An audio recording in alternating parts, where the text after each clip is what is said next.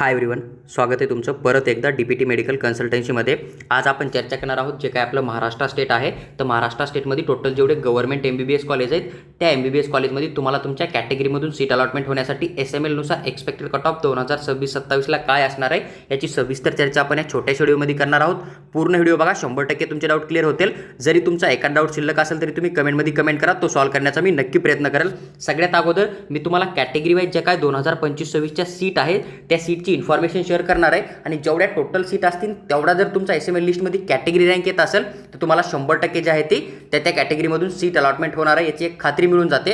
पण एक महत्त्वाची गोष्ट आहे, बरेच मुलं असे ज्यांचा की चांगला स्कोर असतो पण ते काही गव्हर्नमेंट कॉलेजला स्किप करतात आणि त्या ठिकाणी प्रायव्हेट मेडिकल कॉलेजला पहिल्यांदा प्रेफरन्स देतात। म्हणजे जसं GMC गडचिरोली असेल, वाशिमचा असेल, परभणीचा असेल किंवा जालन्याचा असेल, असे काही कॉलेज स्किप करतात किंवा भंडाऱ्याचा असेल असे काही कॉलेज स्किप करून मुलं काय करतात, मुंबई पुण्यामध्ये किंवा नागपूरमध्ये जे काही प्रॉपर सिटीमध्ये प्रायव्हेट मेडिकल कॉलेज आहेत ना त्यांना चॉईस फिलिंगला वरती ठेवतात। मग जास्त रँकवाला मुलगा जर गव्हर्नमेंट कॉलेज सोडून जर प्रायव्हेट कॉलेज जॉईन करणार आहे तर त्या कंडिशनमध्ये जो काय कट ऑफ मी शेअर करतोय तो कट ऑफ इनव्हॅलिड असणार आहे। त्याच्यापेक्षा कमी रँक पण तुम्हाला 100% गव्हर्नमेंट कॉलेजमध्ये सीट अलॉटमेंट होणार आहे। कारण जास्त मार्कवाला मुलगा जो आहे तो प्रायव्हेट कॉलेज घेतोय, जास्तवाला जर प्रायव्हेट कॉलेज घेणार आहे तर त्या कंडिशनमध्ये काही गव्हर्नमेंट कॉलेजचा जो आहे तो कट ऑफ प्रायव्हेट कॉलेजपेक्षा पण खूप जास्त कमी येणार आहे, हे तुम्हाला लक्षात घेणं आहे। कारण महाराष्ट्रामध्ये बऱ्याच कॅटेगरींना म्हणजे 99% मुलांना जे आहे ते फ्री एज्युकेशन दिलं जातं। फक्त OBC, SCBC, EWS आणि ओपन कॅटेगरीमधले जे मुलं आहेत त्यांनाच थोडी 50% फीस भरावी लागते। बाकी एवढे मुलं वगळले तर बाकी सर्वच मुलांना जे आहे ते 100% फीस माफी आहे ट्युशन फीसमध्ये। त्याच्यामुळं हा जो कट ऑफ आहे तो प्रायव्हेटचा कधी जास्त जातो आणि काही गव्हर्नमेंट MBBS कॉलेजचा कमी पण जातो। त्याच्यामुळं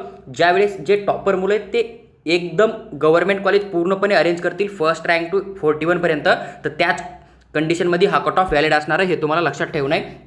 आता जर सगळ्यात महत्त्वाचं आपण बघितलं तर टोटल कॉलेजचा विचार केला तर 41 तुम्हाला टोटल कॉलेज बघायला भेटतील। टोटल इंटेक कॅपॅसिटी 5849 जागा आहेत। ऑल इंडिया कोट्यामधून ज्या सीट आहेत त्या 910 सीट आहेत। आता या सीटमध्ये जर महाराष्ट्र स्टेटचे जास्त विद्यार्थी असतील, त्यांना अलॉटमेंट झालं, त्यांनी तिकूनच ॲडमिशन कन्फर्म केलं तर त्या कंडिशनमध्ये जो category wise cut of me share करतोय तो अजून पण कमी येणार आहे, हे तुम्हाला लक्षात ठेवणं आहे। पण मोस्टली काय होतं, ऑल इंडिया कोट्यामधून जो गव्हर्नमेंट कॉलेजचा कट ऑफ जाणार आहे 15% मधून तो थोडा जास्त असतो। त्याच कम्पेअरमध्ये त्यांनी जर स्टेट काउन्सिलिंग केली त्यांना अजून चांगलं कॉलेज मिळणार आहे। म्हणून बरेच मुलं जे आहेत ते स्टेटमधून सीट अलॉटमेंट करून घेतात, ऑल इंडिया कोट्यामधून जात नाहीत। पण जर एखाद्या मुलांना समजा ऑल इंडिया कोट्यामधून केले, त्याला महाराष्ट्रामध्ये KM अलॉटमेंट झालं समजा, तर त्याला स्टेटमधून पण तेच मिळणार आहे, कारण सगळ्यात बेस्ट कॉलेज तेच आहे समजा। किंवा मग एखादा मुलगा असा आहे की ज्यानं एम्स घेतलं समजा किंवा जिपमरमध्ये गेला किंवा जसं दिल्ली कोटा असतो समजा तिकडे ॲडमिशन केले सेंट्रल युनिव्हर्सिटीमध्ये, तर त्या कंडिशनमध्ये किंवा आर्मफोर्स मेडिकल कॉलेजमध्ये केलं तुमच्या कॅटेगरीमधून, तर त्या कंडिशनमध्ये तुमच्या कॅटेगरीचा कट ऑफ अजून पण थोडा कमी होऊ शकतो। आणि अजून एक कंडिशन बनते महत्त्वाची, म्हणजे जसं की तुम्ही बघितलं असेल काही मुलं असे असतात समजा ज्यांचा की जनरल कॅटेगरीचा जो मुलगा अप्लाय करणार आहे त्यांच्यापेक्षा रिझर्व्ह कॅटेगरीमधून जास्त स्कोर असतो। मग त्या कंडिशनमध्ये काय होतं, रिझर्व्ह कॅटेगरीच्या मुलाला त्याच्या कॅटेगरीची सीट अलॉटमेंट न करता त्याला ओपन कॅटेगरीचं सीट अलॉटमेंट केलं जातं। ही गोष्ट मी तुम्हाला समजून घेणं आहे आणि तशी कंडिशन बनते। त्याच्यामुळे जो कट ऑफ मी तुम्हाला शेअर करणार आहे कॅटेगरी रँकनुसार त्याच्यापेक्षा अजून कमी मार्कावर पण तुम्हाला 100% सीट अलॉटमेंट होण्याचा चान्स लागू शकतो। म्हणजे ओव्हरऑल तुम्ही काउन्सिलिंगमध्ये अप्लाय केलं, SML लिस्टमध्ये तुमचं नाव आहे, तुमचा कॅटेगरी रँक किती असो तुम्हाला ते बघायचं नाही आहे। फक्त जर ड्रॉप करणार आहे तर मी जेवढा रँक सांगतोय तेवढा तुमचा रँक येत असेल तर त्या कंडिशनमध्ये तुम्ही स्वतः डबल एकदा अभ्यासाला लागू शकता 2027साठी। पण जर तुम्हाला ड्रॉप करणं आहे, BMS BHMS कडे पण जाणं आहे, तर त्या कंडिशनमध्ये तुम्ही फक्त फर्स्ट राऊंड ते लास्ट राऊंडपर्यंत चॉईस फिलिंग करत राहा। सीट अलॉटमेंट झाला, ॲडमिशन कन्फर्म करा, नाही झालं मग अदर कोर्सला अप्लाय करा। तुम्हाला दोन्हीपैकी कुठं ना कुठं स्थिती आहे, 100% सीट अलॉटमेंट होऊ शकतं। आता एक GOI नावाचा कोटा राहतो, इथून पण 20 सीट तुमच्या जातील। त्यानंतर स्टेट कोट्यामधून जे काय कॅटेगरी वाईज सीट भरल्या जातात समजा, जसं SC कॅटेगरीसाठी, ST कॅटेगरीसाठी VJ, NTB, NTC, NTD, तर अशा ज्या सीट आहेत त्या 4715 सीट तुम्हाला बघायला भेटतील 2025च्या सीट मॅट्रिक्सनुसार। 2026चा अजून सीट मॅट्रिक्स आलेला नाही, ज्यावेळेस येईल त्यावेळेस मी तुम्हाला परत एकदा expected cut off definitely share करेल। स्टेट कोट्याचा विचार केला, स्टेट कोट्यामधून जे काय ऑदर रिझर्वेशन असतात, ऑदर रिझर्वेशनमध्ये काय आलं, defence 1, defence 2, defence 3, Maharashtra Karnataka border, हे जे आहे ते ऑदर रिझर्वेशन तुम्हाला बघायला भेटतं। तर 204 जागा तुम्हाला त्याच्या या ठिकाणी बघायला भेटतील। आता जर आपण टोटल सीटचा विचार केला तर SC कॅटेगरीमधून जनरल कोट्यामधून 396 जागा आहे। तर SC कॅटेगरीमधून जो जनरल कोटा असतो तिथं SC कॅटेगरीचा जास्त रँकवाला जो मुलगा असेल ज्याचा की चांगला नीट स्कोर आहे त्याला सीट अलॉटमेंट केलं जातं। पण SC कॅटेगरीमधून जो वुमन कोटा तिथं फक्त मुलींना सीट अलॉटमेंट केलं जातं, तर इथं 186 जागा तुम्हाला मुलींसाठी बघायला भेटतील। आता तुम्ही जर SC कॅटेगरीचं जर 186 सीटसाठी जर विचार करताय तर तुम्हाला SML लिस्ट बघणं पडेल। कॅटेगरी बघणं पडेल आणि फिमेल स्टुडंट बघणं पडेल. जे पहिले 186 फिमेल स्टुडंट आहेत ना एससी कॅटेगरीचे, तर त्यांना या ठिकाणी 100% जे आहे ते वुमन कोट्यामधून सीट अलॉटमेंट होणार आहे. आणि आता जर आपण ऑदर रिझर्वेशन बघितलं तर 57 जागा आहेत. आता ऑदर रिझर्वेशनला पण आपण टोटल सीटमध्ये मोजतोय आणि टोटल 639 जागा आहे. आता आपण ऑदर सीटला पण इथं का कॅल्क्युलेट केलंय, कारण आपल्याला माहिती की बरेच मुलं जे आहेत ते कॅटेगरीचे ओपनची जागा घेतात. मग आता एससी कॅटेगरीमधून मिनिमम 57 मुलं जे आहेत ते 100% ओपनची जागा घेतील. त्याच्यामुळे आपण टोटल 639 जे आहे ते सीट या ठिकाणी कॅल्क्युलेट करतोय. आणि जर तुमचा SML लिस्टमध्ये एससी कॅटेगरीमधून 639 ते 650 पर्यंत रँक येत असेल तर तुम्हाला कॅप राऊंड 1 मध्ये जे आहे ते 100% सीट अलॉटमेंट होऊ शकतं. ही गोष्ट लक्षात घ्या. हा जो आहे तो कॅप राऊंड 1चा कट ऑफ आहे. कॅप राऊंड 2 कॅप राऊंड 3 मध्ये जर मॅक्झिमम मुलं ऑल इंडिया कोट्यामधून जातील तर त्या कंडिशनमध्ये हा कट ऑफ अजून पण डाऊन होणार आहे. ही गोष्ट तुम्हाला लक्षात ठेवणं आहे. किंवा जसं मी एक्सप्लेन केलं, काही मुलं गव्हर्नमेंट कॉलेज न घेता पुणे, मुंबई, नाशिक, नागपूर अशा ठिकाणी प्रायव्हेट मेडिकल कॉलेजला ॲडमिशन टाकतात, कारण त्यांना प्रायव्हेटमध्ये पण फक्त हॉस्टेल मेसचाच खर्च आहे, बाकी कुठल्याही प्रकारे ट्युशन फीस, डेव्हलपमेंट फीस द्यायची नाही आहे. तर त्या कंडिशनमध्ये हा कट ऑफ जो आहे तो अजून पण कमी जाऊ शकतो. त्यानंतर आता आपण एसटी कॅटेगरीचा विचार केला तर 344 सीट आहे. म्हणजे एवढा जर तुमचा कॅटेगरी रँक असेल तर तुम्हाला 100% नाही 200% फर्स्ट राऊंडमध्ये जे आहे ते MBBSला गव्हर्नमेंट कॉलेजमध्ये कुठं ना कुठं महाराष्ट्रामध्ये सीट अलॉटमेंट होऊन जाणार आहे. त्यानंतर जर आता आपण विजय कॅटेगरीचा विचार केला 148 जागा आहेत. तर तुम्ही कॅटेगरी रँक या ठिकाणी जेवढ्या मी सीट सांगतो टोटल तेवढा तुमचा कॅटेगरी रँक असेल तुम्हाला शुअर खात्रीशीर सीट अलॉटमेंट होणार आहे. त्यानंतर NTB कॅटेगरीमधून 122 जागा आहे. NTC कॅटेगरीमधून 172 तुम्ही एक्सपेक्टेड घेऊन चालू शकतात. NTD कॅटेगरीमधून 98 सीट आहे, पण NTD कॅटेगरीसाठी तुम्ही एक 120-130 पर्यंत जे आहे ते कॅटेगरी रँकनुसार एक्सपेक्टेड कट ऑफ या ठिकाणी कन्सिडर करू शकतात.